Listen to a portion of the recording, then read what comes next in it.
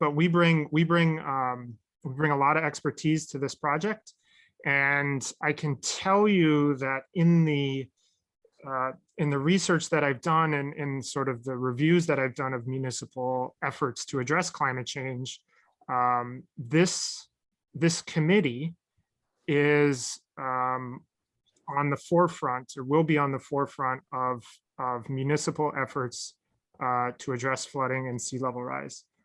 Some other communities in the state have taken aggressive steps, like with Freeboard for flooding, but nothing specifically in municipal code for sea level rise. So if that is a direction that you decide to go in, and I'll speak to that in a minute, then that is something that other communities in the state of Delaware, I think, will look to as kind of a model. So what we're doing here is incredibly important, and also I think safe to say it's a really important project.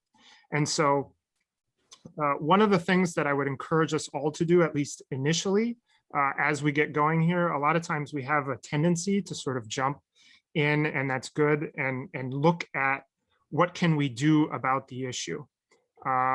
But what I would encourage us to do is to think about what the issue is first, and understand the issue and understand the problems before we get to any type of policy recommendations or solutions. That will take a little while to get us all up to speed on exactly what the issues are, but only after you do that can you then look at the menu of options that are available to you and have a rigorous, informed debate on which direction you want to go. And so that's what I would like to say. And with that, I'd like to turn it back over to Jen, who will be your MC for this committee. Okay, great. So the first thing I want to do is basically go over those 3 committee related documents that we sent out to you. And Anne-Marie or Janelle, do I have the ability to share my screen? I don't yet. Well, it's coming. Okay. Excellent. So, what we sent to you is kind of based on our previous efforts with working with committees like these, and are meant to lay a framework for how we all work together over the coming months to achieve the charge laid out by the mayor. They are drafts, but one of our key objectives for today is for you to, in some form, whether they need to be refined or there's some items that you have questions about, but for you to take ownership of these and to make them, kind of the founding documents for the way that this committee will proceed. We got started a little late, but we have about 20-25 minutes to review these. And the first one I'm going to go over is oh, I do. Here we go. Sorry, I can't tell which one I'm on. Is to review the voting procedures. So excuse me if I bring up the wrong one first, but we'll get there. So turn that down.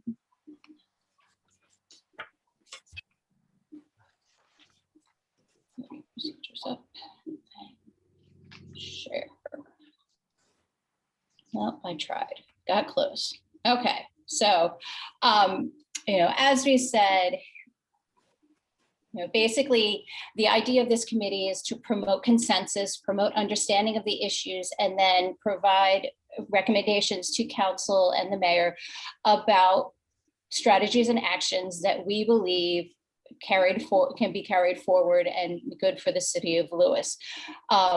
The hurdles of those is that they need to go through the public process afterwards. And so we want to be able to build consensus among the committee as much as possible before we take those next steps. And so we also want to promote your participation in these meetings and in the discussions actively. And so as part of the voting process, we are proposing, as it says here, that 2/3 of those who are present at the meeting are required to approve a motion in order for it to pass. we'll obviously facilitate discussion, and then it'll be up to you all to decide when it's time to make that initial motion for a vote, and then a second, and then we'll do a vote on that. Does anyone have any thoughts or questions on that procedure? I do. This is Khalil Saliba here in Lewes. Okay. Yeah. I'm currently serving on the Lewes Council and on the committee. I did have a question about the 2/3 requirement. I've served on a number of these commissions and committees before, but never do I ever encountered 2/3 required. Can you explain a little bit about the background on that? Is that something in your experience has worked well in terms of developing consensus? I was just curious about that because I've never seen that before. Sure, it's a little higher standard than is typically seen in committees, I understand. But again, I think we are trying to build our objective really is to get as much buy-in from the committee as possible on the strategies and actions that we're recommending to council in the end. And you know, as much discussion as it takes to get there, and making sure that we understand what people's, you know, underlying values and interests are.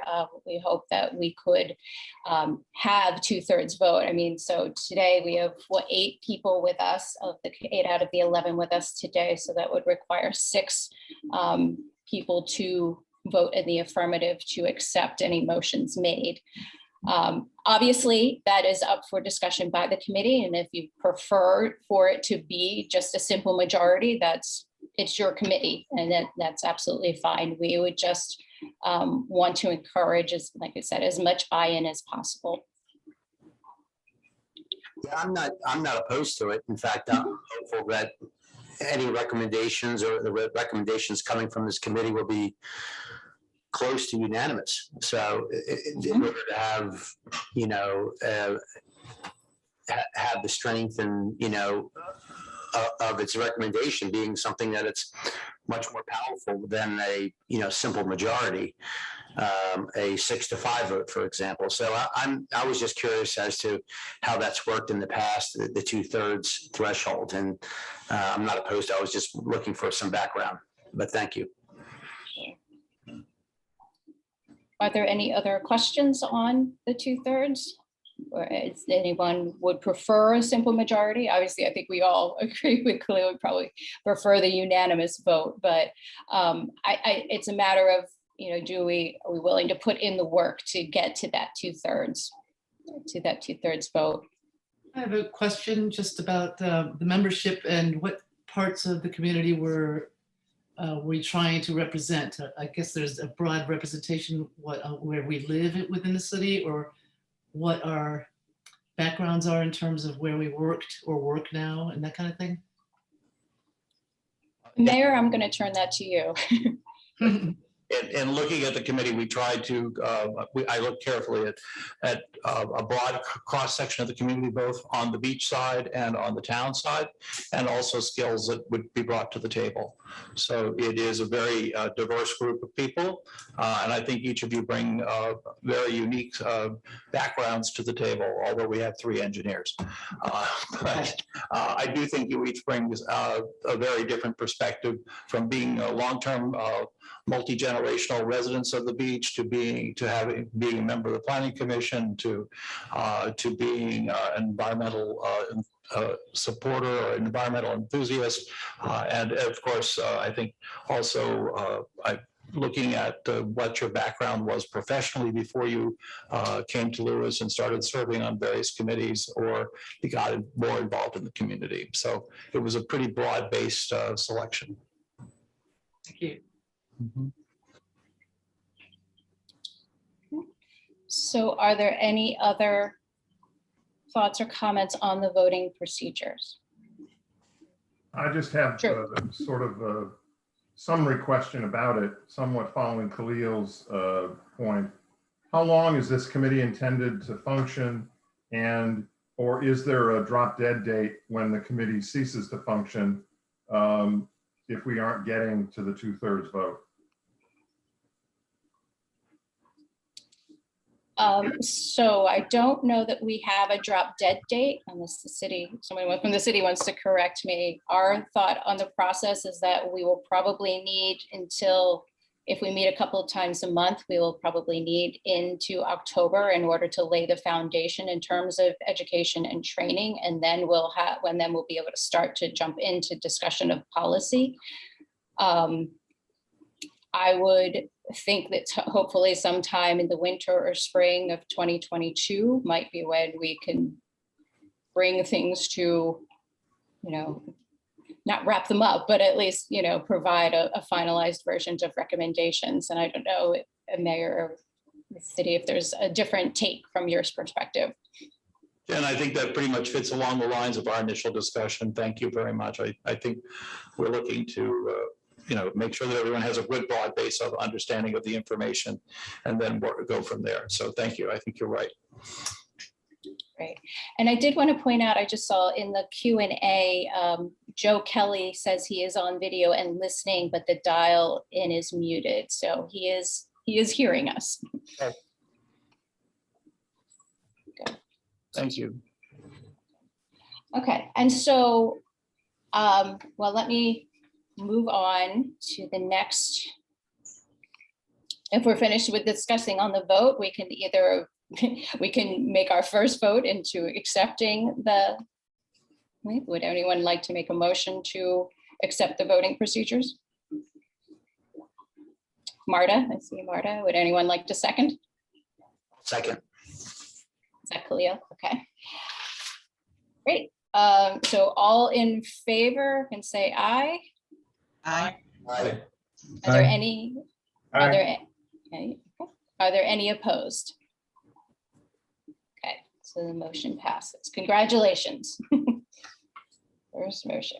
Okay, so with that, I'm going to go back to sharing my screen and just quickly review the. So again, this is the membership responsibilities. And so the mayor's charge that was read at council on July 12th is repeated at the top. And then we get into the responsibilities, basically defining the goals for this committee, abiding by the mutually agreed upon ground rules and voting procedures, which the ground rules we'll get to next, representing to the best of your abilities the group which you represent, attending and participating the executive committee meetings to the greatest extent. There will be some outside resources that we provide, as well as some public workshops that we expect to provide that will kind of parallel this effort. Again, as we'll talk about the listening sessions that occurred in a little bit, but there were some requests from the public that we would like to honor. And so we open them to you, and we'll obviously make a distinction between ones that we highly recommend and ones that may not be as necessary as we go down the line, and then review and vote upon recommendations for the city initiative. We also have the responsibilities for the IPA team. We're basically here to help you meet your goals, essentially, provide the technical and expertise that you need on the technical side, the staff resources, providing you the time to review the information, and providing the outreach and education that goes along with it. So is there any thoughts, discussion, comments on the roles and responsibilities of our team? Yeah, I actually had a question. There was a few items at the end of that first page right there that were right just above executive committee member responsibilities, issues and items that we were asked not to discuss. Is there just clarification on that? Because some of those items were littered throughout the responses of the listening sessions and the survey results. Who's speaking? If you could identify yourself when you speak, that would be helpful. Sure, no problem. It's Jim Baker. Oh, thanks. Thank you. Jim, we couldn't see you. We couldn't see whose box was lit up, so. Well, we specifically eliminated several of these items because they are being considered by other committees in terms of parking and public facilities. They would be considered already in-house. There's already Anne Marie and the city is already working on some of those kinds of things. The wastewater treatment plant is a separate entity at this point, and that it is the way it's built. It is where it is. And we could talk for a long time about what would be possible relocation of the wastewater treatment plant. That really is beyond the scope of this committee. And then source water protection is something that we're also working on separately with DENREC. So that's why we excluded these specific things. Does that help, Jim? A little bit. I think to Phil's point in the beginning about understanding the issues, I'm not necessarily expecting to solve some of those items that were listed, but should there be room for discussion of some of those items to help facilitate some of the other committees that are working on those issues? There may be some discussion about some of those in related form, but I don't think this committee is going to come up with recommendations about those specific items that are outlined. Okay. Okay. Thank you. Great. Are we Any planning on meeting in person or by Zoom or both? I believe at this point, we are planning to proceed with Zoom. Right. All of the DENREC and university staff will participate by Zoom.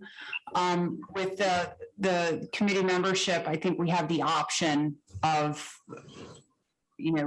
combination as we're doing now. We could have more in person. It really depends on the wishes of the committee. As you can see, Khalil is here today. If anybody who's on the committee would like to come here to be, sit here at City Hall when we have these meetings, you're certainly welcome to do that. And we could always, to be able to accommodate more of the committee members in person, we could change the anchor location to the Rollins Center. So since this was the getting started organizational meeting, we chose this for today. Frank Young here. I would certainly be in favor of meeting in person. I'm not sure what the appetite of the group is, but that's where I stand. Thanks, Frank. We were trying to be, very flexible so that anybody who wasn't comfortable coming could. I think you're right that there's a lot to be said for meeting in person. So, if that's the majority wish, we can. I think we would then move it to the Rollins Center. Knowing that the IPO and the DENREC staff will be still by Zoom, and we do have that capability now.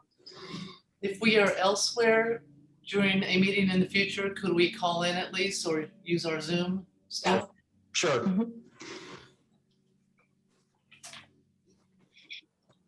Great.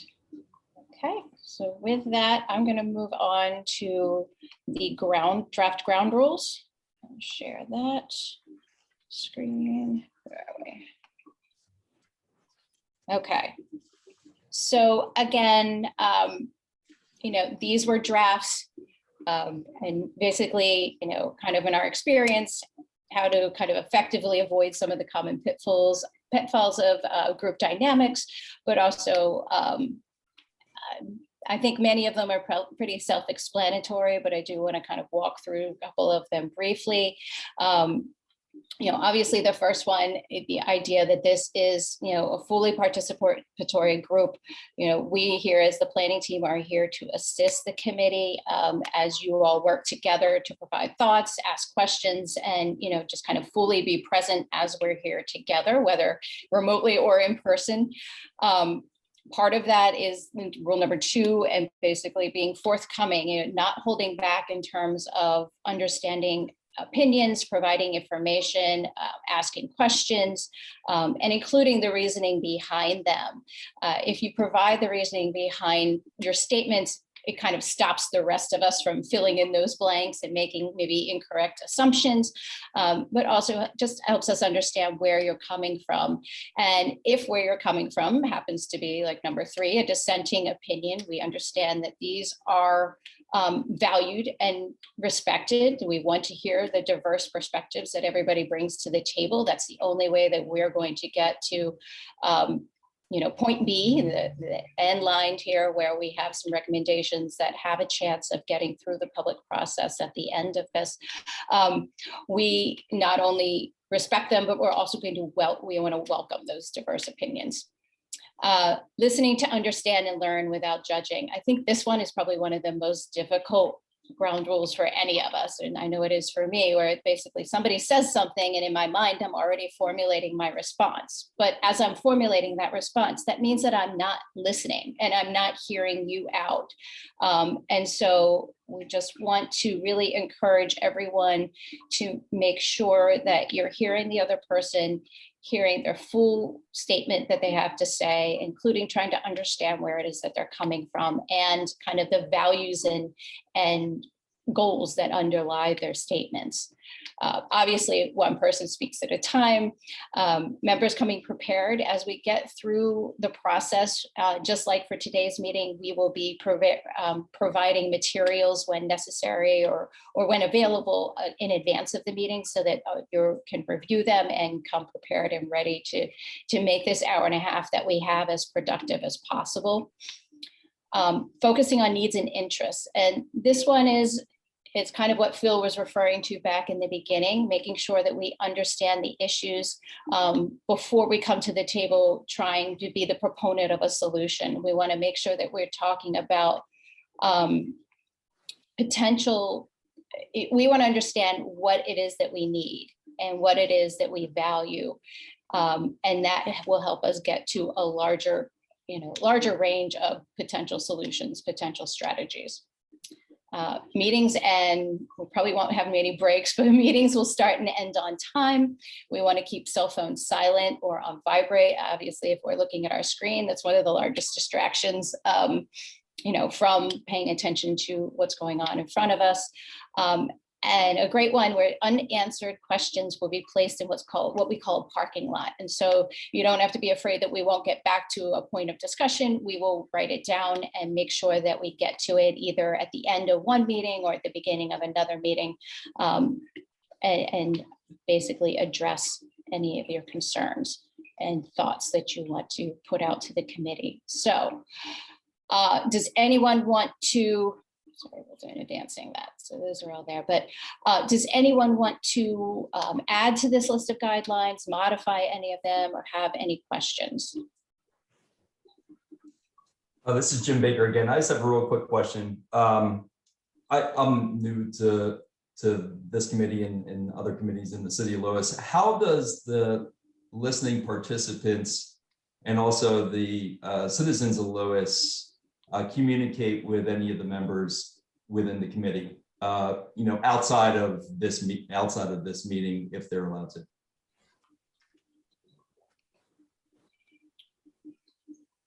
So I am going to, you obviously, the committee as a whole is a public committee, right? So the committee cannot talk together outside of a public meeting. But I don't believe that stops you from talking to anybody else in the city, your neighbors, or about what goes on in these meetings. Obviously, the public is invited. One of the next things that we were talking about is basically at the end of each of our meetings, we will reserve time for public comment. So if anyone who's listening in right now will have a chance to speak their piece, short period of time it may be, but we're encouraging you, to get feedback and input from those around you as the committee goes on. I don't know if the city has anything they want to add to that or clarify. Yeah, I guess Jim Baker again. Is there a list of contact information that gets posted of us for them to contact us? Just from experience, I've had difficulty contacting some previous committee members of other committees just because I wasn't sure of the contact information being posted. So is that something that occurs? That's probably a question more for the city. Posted contact information. I think before we would put anybody's personal contact information, we would verify that it's okay with you for us to do that. So we can certainly send something out to the committee members to ask what information you would like publicly available. We do keep a list. We keep lists of committees on our website, and we can add contact information. But again, you know, some people would prefer that their phone number not be out there or that their email address. So I think we want to respect the privacy of each of you as well. So what we'll do is we'll reach out to you and find out what contact information you want on our website, if that's okay. Sounds great. Thanks. And if people do contact us, we can just explain. I mean, we cannot commit to anything. We can listen to what they have to say and pass it along to the rest of the committee, I suppose. Correct. You are one member of a committee that will make, you know, come to group, just have group discussions, come to, you know, a group decision, etc. So. Or it was just like when you were on the bike ped committee, when somebody spoke to you. Right. I mean, I guess one thing I'll clarify, for instance, with the Board of Adjustment or the Planning Commission or HPARC, those bodies are not supposed to discuss pending applications with members of the public. This is not subject to those ex parte communication rules. So it is perfectly legitimate and you know, probably even encouraged for you to engage your neighbors, your friends, your associates in the community on these issues so that, you know, we can get the issues on the table. Great. Any other questions, comments, discussion on the ground rules? I guess it would be helpful if everybody on the committee would indicate whether or not, and you can do it by email or let us know if you would be willing to have your email shared. We can do that. Absolutely. If you would send it to Janelle. We can do a Google form. Okay. We'll do something. We'll send out a Google form for you to put what you would like for your contact information. Okay, thanks, Anne Marie. Thanks, Jen. Great. I think one thing, it's important to clarify one additional thing here. What my understanding is that while you can communicate with the public through email and all of that, you're not supposed to be having, you can't all get on one email chain with everybody else and sending emails to the rest of the committee members, because that would be considered a public meeting, and that is outside of the transparency process. Right, outside of FOIA. Outside of FOIA, correct. Or even three of us could not get on the email distribution with the group, right? It's individual. So we can send you something, you just can't reply back to it, if that helps. If three of you are chatting, that's one thing. A quorum of this group is going to be 6. So as long as you stay below 6, it's, you know, but it should be okay. Because that way you don't have a quorum communicating. But what we don't want to do is if, you know, for instance, information comes out about a meeting and there's materials attached, you don't want to get into an email back and forth replying to all.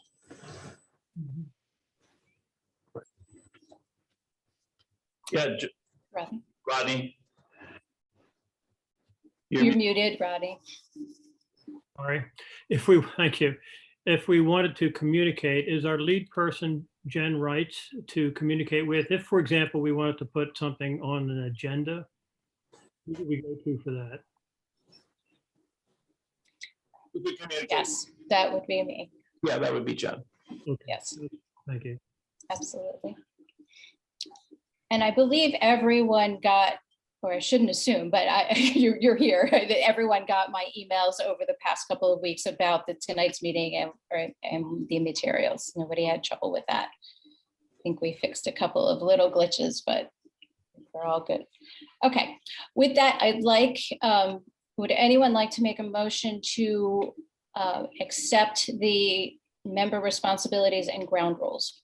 I'll move we accept the responsibilities and ground rules. Is there a second? Second. Marta? Okay, all in favor? Aye. Aye. Can I see hands? Aye. All right, and I don't know if Joe, if you're still hearing us or not, but okay, so Joe said aye. Any opposed? Hearing none. Okay, so great. We've got our voting procedures, responsibilities, and ground rules. So with that, we already talked about the public process. With that, I want to move into meeting schedule and logistics. The committee, the planning team met, and we, this time on Monday evening, was not good for somebody on a regular basis. And so we wanted to put out the idea of the second and fourth Tuesdays at 4 o'clock. So second and fourth Tuesday of the month. Would that cause a problem for anyone? At what time? 4 p.m., just like today's. So basically, we would assume about an hour and a half for each meeting. So 4 to 5:30 on the second and fourth Tuesday. So we're talking about next meeting would be August 10th and the 24th, September 14th and 28th, October 12th and 26th, November 9th, and then the next one is the week of Thanksgiving, but we'll deal with one thing at a time. Do those dates work for everyone? Do you want to know if one of them doesn't work or in general? Because one No, does. in general, if the second and fourth Tuesday. Yeah, no, we're not, we can't go there. That's a rabbit hole we don't want to go down right now. But if the second and fourth Tuesdays at 4 work for everyone, then we'll create a schedule and then we can discuss, finalize that at the next meeting. But it just gives us a chance to kind of plan ahead a little bit in terms of some trainings and other opportunities. So that's great. And hearing none, I think. Are there other times on Tuesday that are an option? I mean, I can probably participate in all those Tuesdays at 4 o'clock, but many of those will be remote for me. Mm-hmm. I was just curious if there are other times that are, I mean, preferably in a perfect world, I would love to do it in the morning, but I know that's probably not convenient for a lot of folks. But I'm just throwing it out there nonetheless.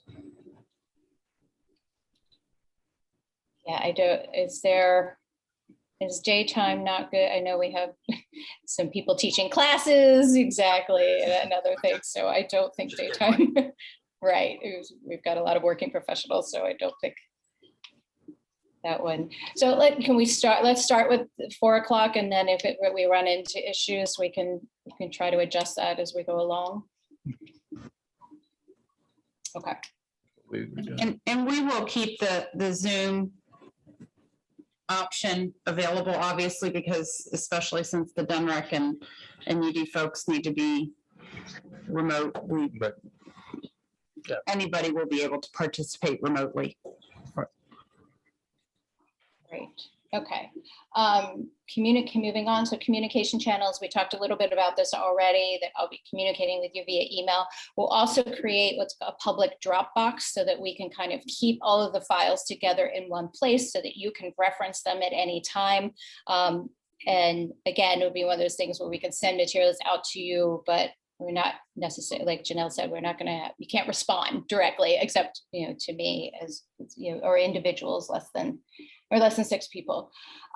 Meetings are being recorded. They are public meetings, and I believe the minutes will be taken as well. And so that's kind of our general process in terms of those logistics. Any comments or questions on those?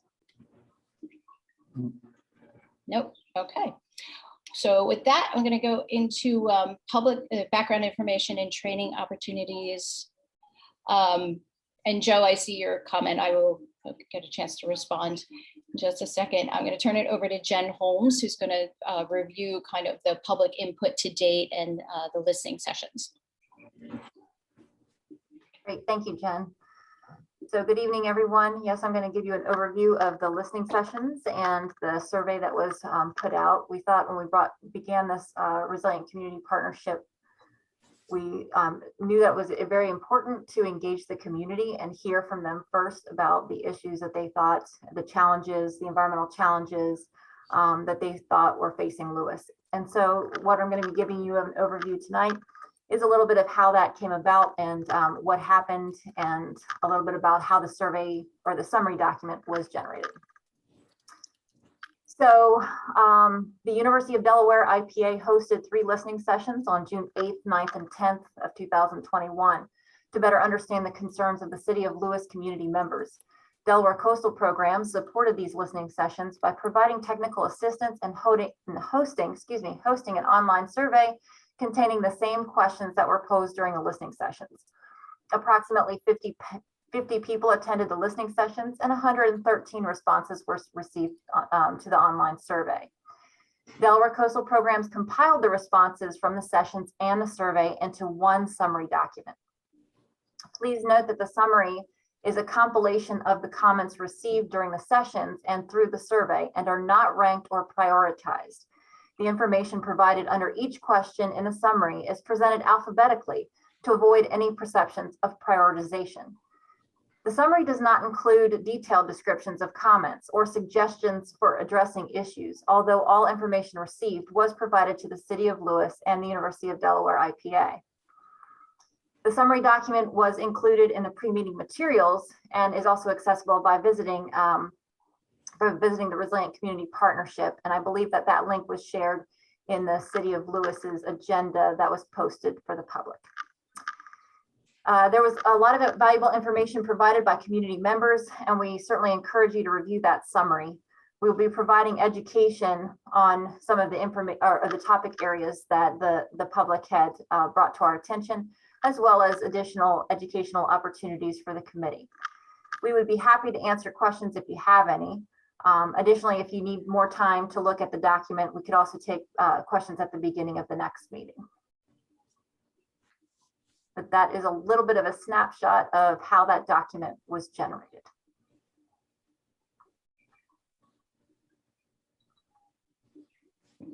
I guess it seems like it's all over the place in some ways, from no additional restrictions on individual homeowners to high value and nature preservation. I mean. Yeah, so Marta, the questions were very open-ended, yeah. And to allow folks to let us know anything. And we did not necessarily answer questions during the listening sessions, but really took that time to try and just capture all thoughts from anybody who decided to participate. So you're correct, they do range widely based on what people thought were considered environmental challenges or what services the city provided or what even their vision was for the future of Lewes.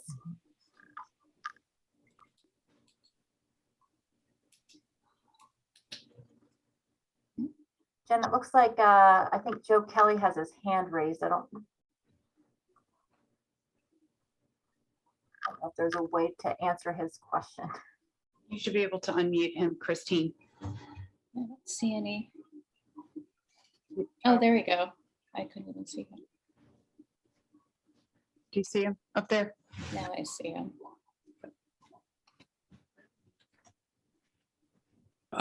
This is Joe Kelly. First of all, I apologize. For some reason, I was unable to access the site. I still am not. The listening section covered so many topics, and I thought our mission was more limited than the many topics. You know, they were certainly worthwhile discussion points.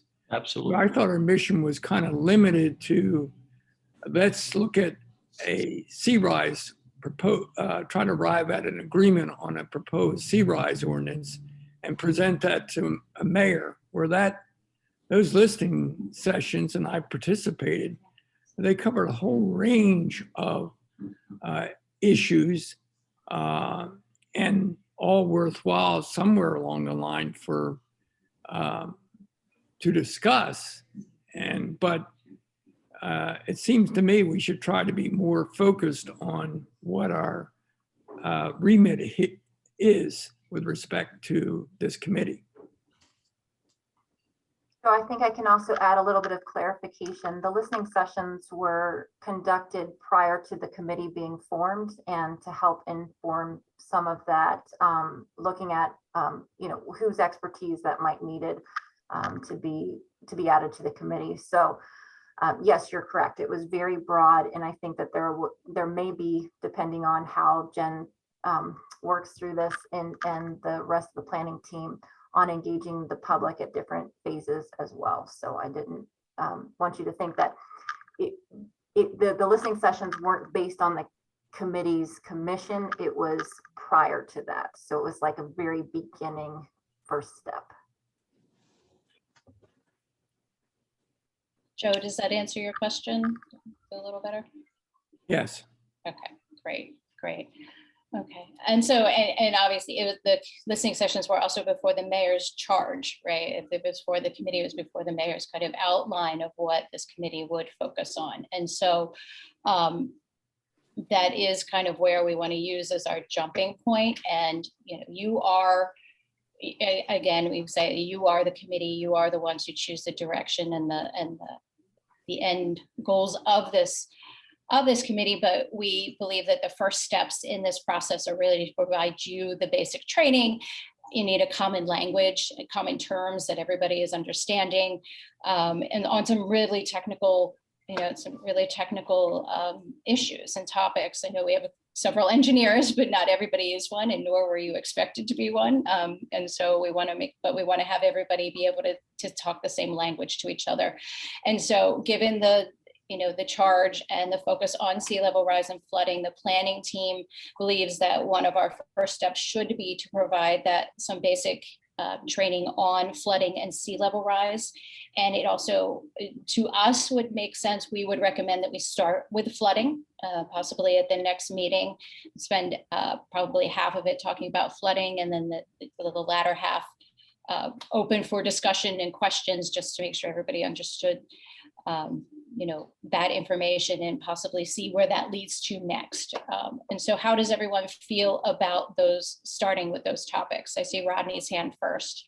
Yeah, that brought up the primary question that I have is, do you have any kind of a syllabus or an approach worked out, so we can kind of look at it and get a sense of how we're going to approach this? I know that Phil was talking about first identifying and understanding the issues. And it sounds like you're going to be making presentations to us in an educational way. But then once we get to that point, have you thought any more about what these steps are going to be as we proceed? Sure. I mean, again, part of it depends on where, we have a variety of people on this committee, so we'll have to have a kind of a transition stage where we do a variety of exercises to decide which direction people want to either learn more about or a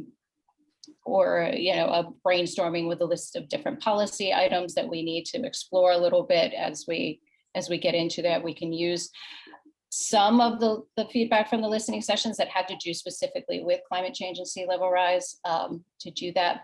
And obviously we also want to address issues that we can actually have influence over, right? So there's a certain amount of evaluation that needs to be done on what we can actually control.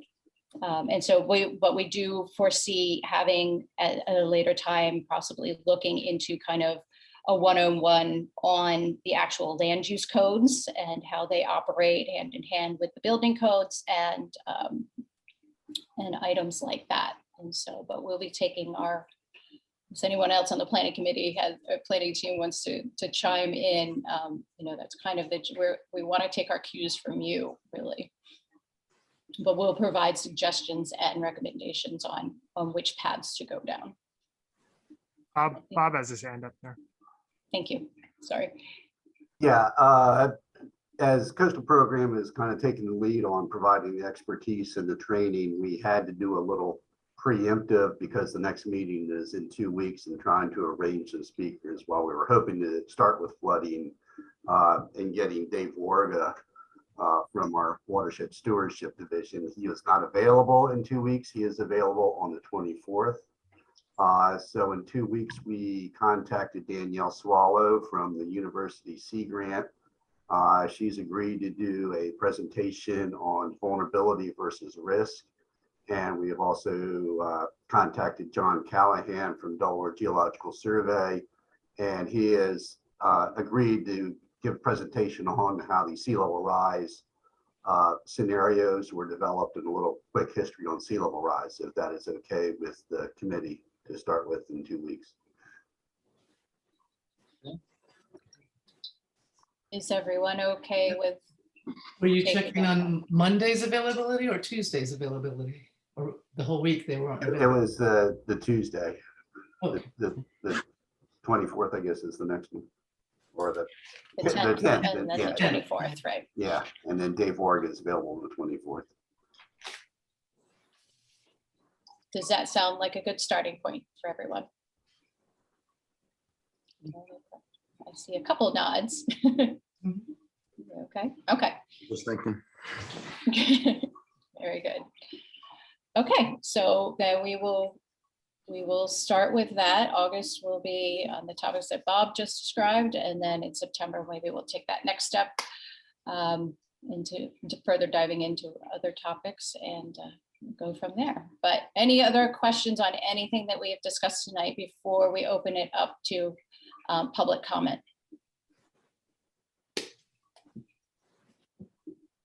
Nope. Okay. So I don't know, I don't see a chat. I'm going to turn it back to the city for the public comment portion. And I will let you know that there is a question in the Q&A box from one of the folks attending. There we go. Thank you. Okay, so Leslie Newman asks, how did you decide to publicize the listening sessions and the survey to maximize input? Jen, do you want to take that? Sure. And I will probably have a little support from Janelle as well, because I know that they had sent out some publicity for us as well. So the listening sessions and the survey, we advertised, of course, on the City of Lewis's webpage. They put the notice out there. Additionally, it was sent to several listservs, and it was, and we also put QR codes on like postcards and handed them out at, I believe, the concert. I don't know if any was handed out the farmer's market. Janelle, you might want to correct me on that. No, but definitely at that one of the concert series. And then I believe that a couple of media sites picked it up and advertised it that way. We sent an email blast. I think we might have sent 2 email blasts. We sent several email blasts. And we reached out to the Cape Gazette specifically. But a couple other, because we did have several people from the media show up to the listening sessions, and I know they had let the public know as well that they were still going on.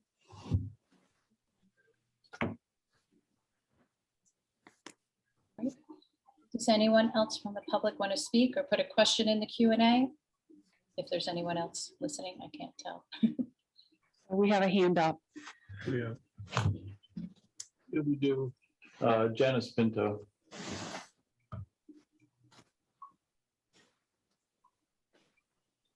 Am I unmuted? You are. Okay, thank you. Thank you for having this meeting. Is there any plan for any of the items discussed making an impact in land use codes, especially for development in vulnerable areas such as floodplains? I expect that will be some of what The outcome. What the outcome is, that we would have, you know, a series of code amendments. The code amendments would not apply to any applications that are currently in process. They would apply to applications that came in after code language was developed and introduced. Thank you.